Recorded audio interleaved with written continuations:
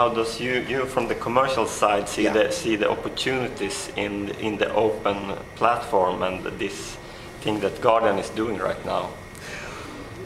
The honest answer is, it's a new story for us to tell. So we don't know exactly how it's going to shape. We don't know what the results are going to be.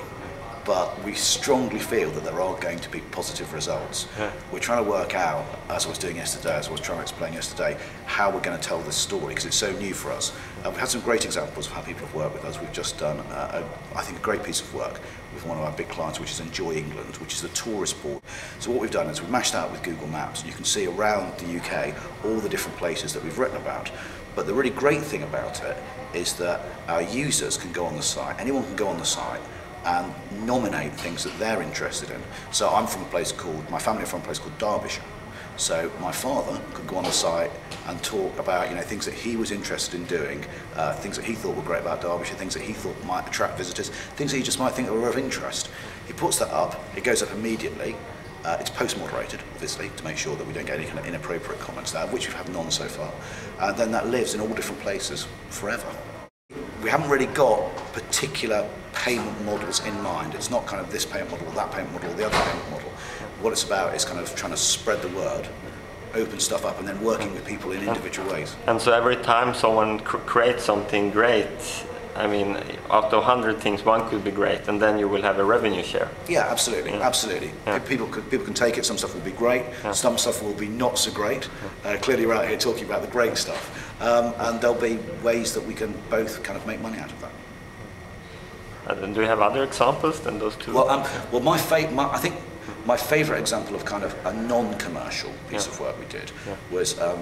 Forgive me, it's an example that's quite peculiar to the UK. It's just about the UK. It's about a big story last year. It's about MPs' expenses.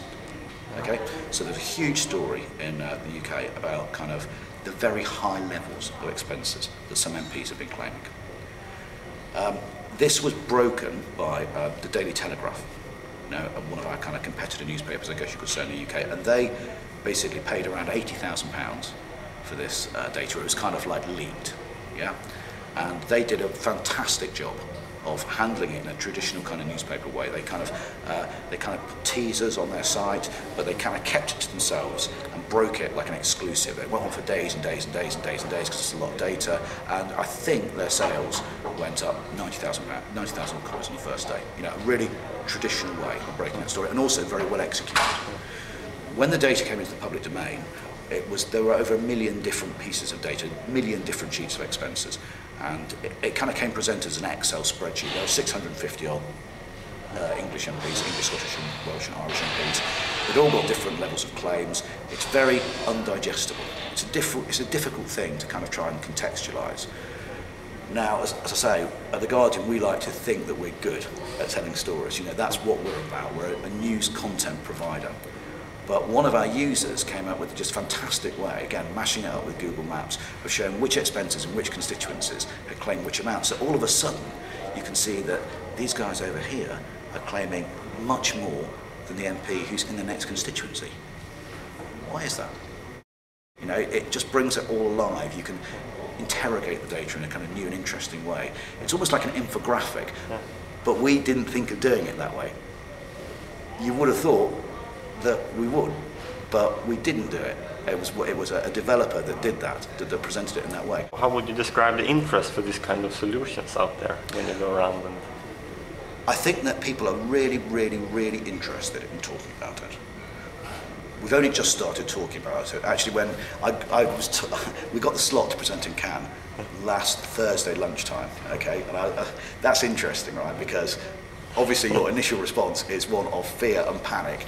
What are we going to say? This work it's not in a normal state of readiness, but we brought it out here, we're taking it to a few other people too, and people are really interested in it, genuinely really interested in it. But the story hasn't evolved yet, so it's up to different people about how they actually make it work. Media owners can exist for a wide variety of reasons. Some of them are just there to make money for shareholders or proprietors, and we're not. We're there, we're owned by trust. The purpose of the trust is to encourage liberal news and journalism around the world, to kind of spread liberal messages. Our corporate ambition is to be the world's leading liberal voice. So we've got a different purpose to a lot of our competitors. Now, I'm not saying that one's better or one's worse, but it's just different. But you have the hope of becoming the #1 English-speaking news site. Yes, yeah, that's right. That's right. So 14 years. We started our online work 14 years ago. Okay, and at that time we were the 9th biggest newspaper in the UK. You know, we've got a very upmarket readership, but we're a very kind of we're a very upmarket newspaper. And by definition, when you're an upmarket serious newspaper, you're never going to be the biggest. That's just not what we want to be, not what we aspire to be. And now?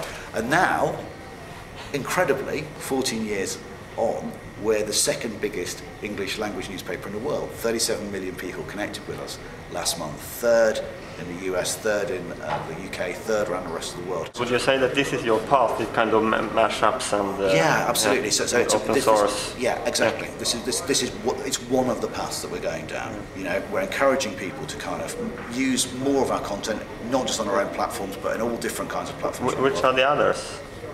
Which are the other paths? The other part, for revenues? Oh, well, the other parts are kind of selling digital stuff as we do at the moment. And print advertising. Print advertising is still really important for us. Print advertising, we still make the bulk of our money from print advertising, which is interesting because we make the bulk of our money from print advertising in the UK, and yet the majority of people that we reach are outside the UK, and they're kind of connecting with us digitally. So again, we're a very interesting space.